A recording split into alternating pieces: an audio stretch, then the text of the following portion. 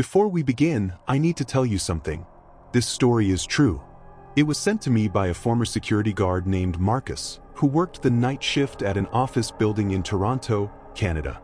What happened to him over the course of 3 weeks in the winter of 2019 made him quit his job and move to a different city. He's never told anyone the full story until now. If you work alone at night in any capacity, this will disturb you.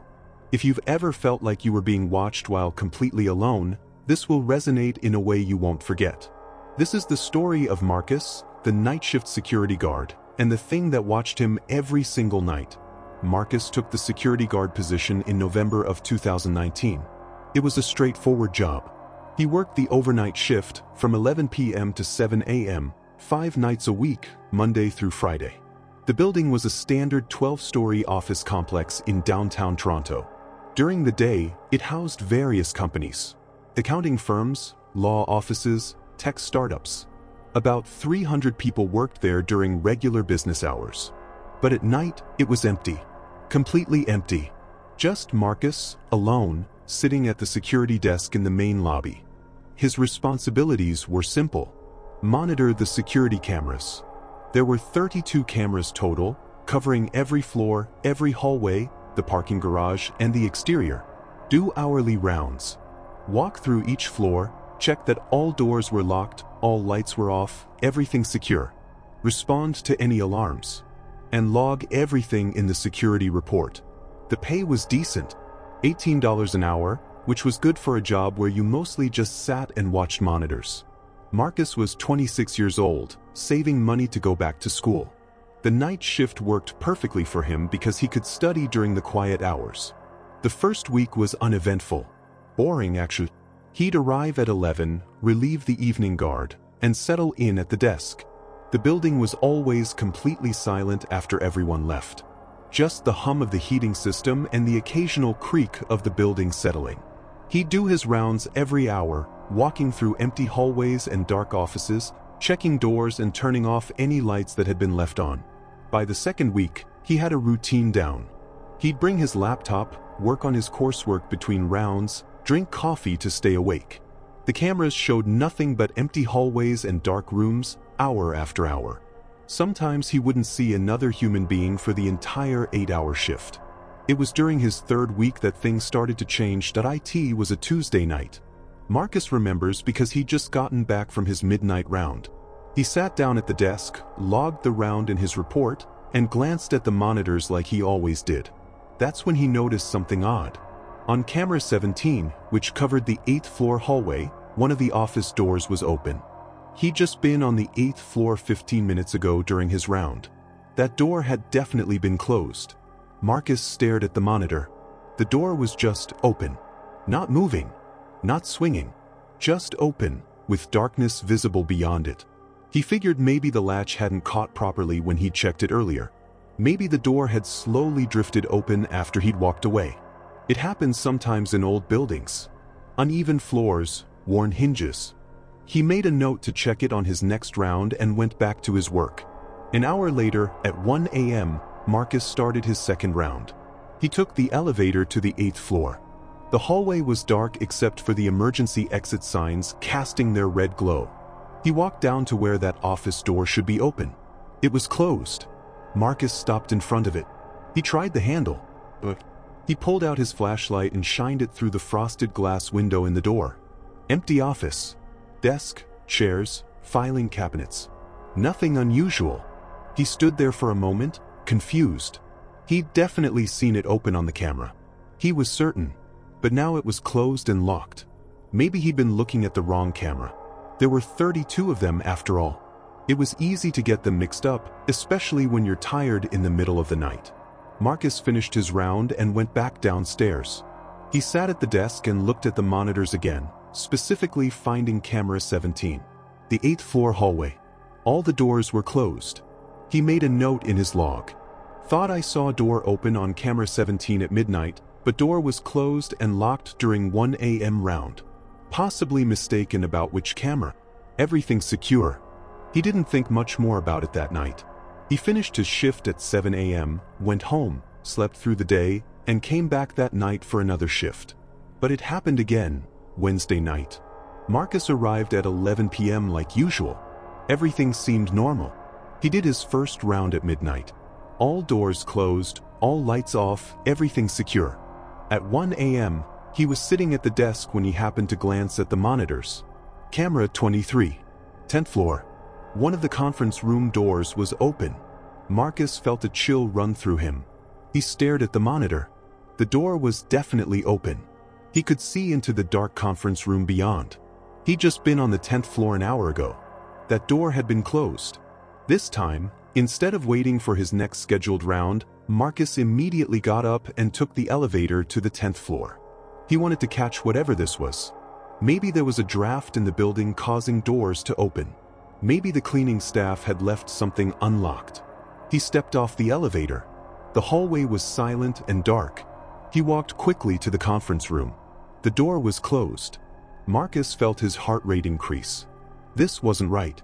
He'd been looking at the monitor literally 2 minutes ago. The door had been open. There's no way it could have closed by itself in the time it took him to get up here. He checked the door, but he looked through the window. Empty conference room. Long table, chairs tucked in, whiteboard on the wall. Marcus stood there in the dark hallway, his flashlight beam cutting through the darkness, trying to make sense of what was happening. This was the second time in 2 nights that he'd seen a door open on the cameras, only to find it closed when he went to check. He went back downstairs, moving a little faster than usual, and sat at the desk. He pulled up the camera feeds and started cycling through them one by one, looking for anything unusual. All the doors were closed. All the hallways were empty. Then he had a thought. The cameras recorded everything. He could review the footage.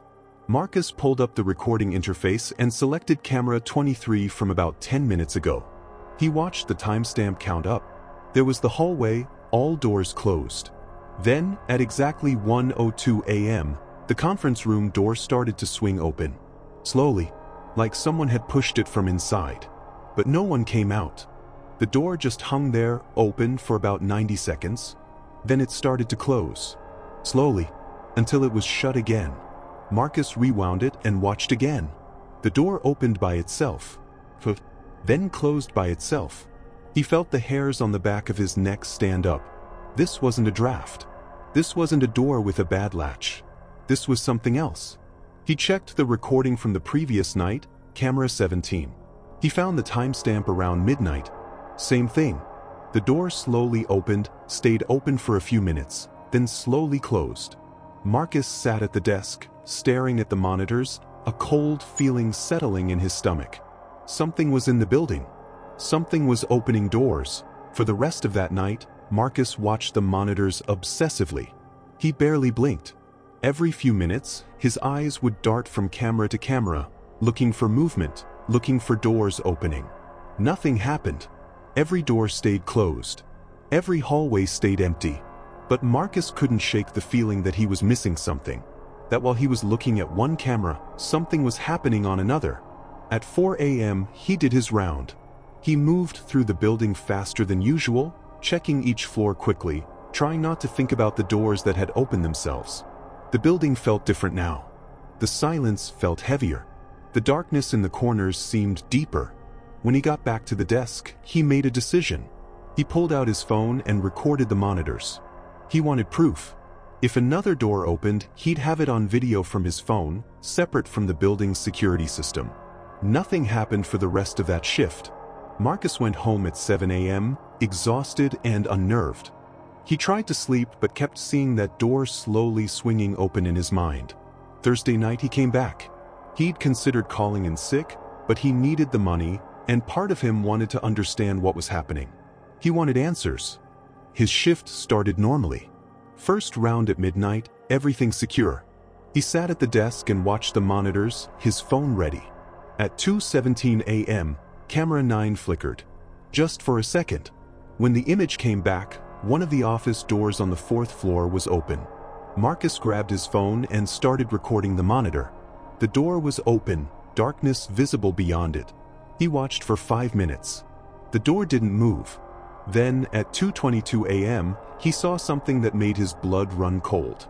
A shadow moved across the hallway. Just for a second. like someone had walked past the camera's view. But there was no one there, just the shadow, moving on its own. Marcus felt ice run through his veins. He stopped recording and just stared at the monitor. His hands were shaking. That was impossible. Shadows don't move without something casting them. He should have gone up there. That was his job. But he couldn't move. Fear had paralyzed him. For the first time in his life, Marcus was truly terrified. That maintenance had checked everything. All the doors were functioning properly. The cameras had no technical issues. Everything was fine. Marcus arrived at 11 p.m. The evening guard told him it had been a quiet day. Nothing unusual. Marcus settled in at the desk, his anxiety high, but determined to make it through the shift. Just 8 hours.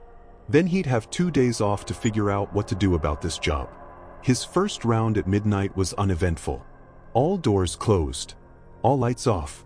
But Marcus moved quickly, his flashlight sweeping every corner, his nerves on edge. Back at the desk, he watched the monitors with absolute focus. He needed to know what this thing was. What it wanted. At 1:45 a.m., something different happened. Camera 12, which showed the main 6th floor hallway, went completely black. Just static. Then it came back on. And there was someone standing in the hallway. Marcus leaned forward, his heart pounding. The figure was at the far end of the hallway, barely visible, standing completely still. It looked like a person, but something was wrong. The proportions weren't quite right. Too tall. Too thin. Marcus grabbed his radio, his first thought being to call the police. Someone had broken into the building. But then the figure moved. It didn't walk. It glided. Smoothly, impossibly, down the hallway toward the camera. As it got closer, Marcus could see it wasn't a person. It couldn't be. The shape was humanoid, but the movement was all wrong. There was no walking motion. No steps. It just moved, getting closer and closer to the camera. Marcus couldn't breathe. He watched as this thing approached, getting larger on the screen, until it was right in front of the camera. Then the camera went black again. Static. When it came back on 5 seconds later, the hallway was empty. Marcus sat frozen at the desk. His hands were gripping the armrests so hard his knuckles were white. He stared at camera 12. The hallway was empty. But something had been there. He'd seen it. He should leave. He should walk out right now, quit this job, and never come back. But he couldn't move. Some part of him needed to see this through. Needed to understand. At 2:30 a.m., the elevator started moving. Marcus could hear it from where he sat. The mechanical whir of it ascending. He looked at the elevator indicator above the main lobby elevator. The number was climbing. 3, 4, 6. It stopped on the 6th floor. Marcus watched the elevator camera. Camera 2. The doors opened. The elevator was empty. The hallway beyond was dark. The doors stayed open for exactly 60 seconds. Then they closed, and the elevator started descending. It stopped at the lobby. Marcus was 15 feet away from the elevator. He watched the real elevator doors in front of him as the camera showed them opening. The doors slid open silently. The elevator was empty. But Marcus felt it. A presence. Something had come down in that elevator. Something was now in the lobby with him. The temperature dropped. Marcus could see his breath. In July, with the building's climate control running, he could see his breath. He stood up slowly, his eyes scanning the dark lobby. The security desk lights only illuminated a small circle around him. Beyond that, shadows. Then he heard it. Footsteps. But not normal footsteps. A dragging sound, like something heavy being pulled across the floor, coming from the direction of the elevator. Marcus grabbed his flashlight and shined it toward the sound. Nothing. Just empty lobby. The dragging sound continued. Slowly. Methodically. Moving along the far wall, circling around toward the desk. Marcus's hands were shaking so badly he could barely hold the flashlight. He swept the beam back and forth, trying to find the source of the sound. That's when he saw it. On the floor. A shadow. But there was nothing casting it. Just a dark shape on the floor, moving independently, dragging itself across the tile. Marcus backed away from the desk. The shadow kept coming. It reached the edge of the security desk and started to climb up the front of it. defying physics, defying reality. Marcus ran. He didn't think. He just ran for the front doors. He slammed into the glass exit doors and fumbled with his keys, his hands shaking, dropping them twice before finally unlocking the door. He burst out into the cold night air and ran to his car. He got in, locked the doors, and just sat there, shaking, watching the building. Through the glass lobby doors, he could see the security desk. The monitors were still on, and in the glow of those monitors, he could see something moving. A dark shape. Tall. Impossibly tall. Standing right where he'd been sitting. It turned toward the windows. Toward him. Marcus started his car and drove away. He never went back.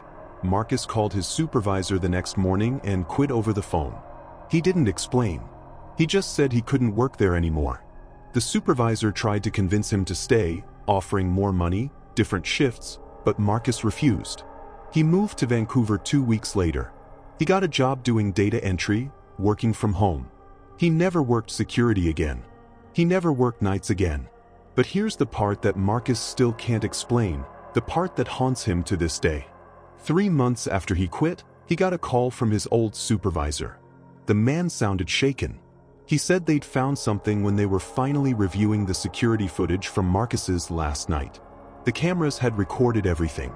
Marcus sitting at the desk. The elevator moving. The doors opening. But that's where it got strange. On the footage, Marcus suddenly stood up from the desk. He stood there for about 30 seconds, completely motionless, staring at nothing. Then he walked calmly to the front doors, unlocked them, and left. There was no running, no panic. He just walked out. But that's not what Marcus remembers. He remembers the shadow climbing the desk. He remembers running in terror. The supervisor said there was one more thing. After Marcus left, the cameras recorded the lobby for the rest of the night. At 4:17 a.m., all 32 cameras went black at exactly the same time. When they came back on 15 minutes later, every single office door in the building was standing open. Every floor, every hallway, every room, all the doors, open. The building was sold 6 months later. It's been renovated and converted into luxury condos. Marcus wonders sometimes if the new residents know, if they ever feel watched, if shadows ever move in their peripheral vision. He never tried to find out. Some questions are better left unanswered. Marcus still lives in Vancouver. He works from home. And he never, ever stays awake past midnight anymore. Marcus sent me this story 6 months ago. I've verified that the building he described exists. I've confirmed that it was sold and converted to condos in 2020. I even spoke to the property management company that handled the sale. They confirmed that the security footage from late 2019 showed anomalous activity that couldn't be explained. They wouldn't tell me more than that. If you work a night shift alone, in any building, I want you to think about Marcus's story. Think about the things that might share that space with you. The things that wait until everyone leaves. The things that exist in the hours between midnight and dawn, when the world is quiet and dark. Pay attention to the doors. Pay attention to the shadows. And if you ever see something that doesn't make sense, something that shouldn't be possible, trust your instincts. Don't try to rationalize it. Don't convince yourself you're imagining things. Just like Marcus did. Because some jobs aren't worth the pay. Some things aren't meant to be understood. Stay safe out there. And if you have your own night shift story, you know where to find me. This is Mr. Mysterious, reminding you that the scariest stories are the ones that are true. Good night.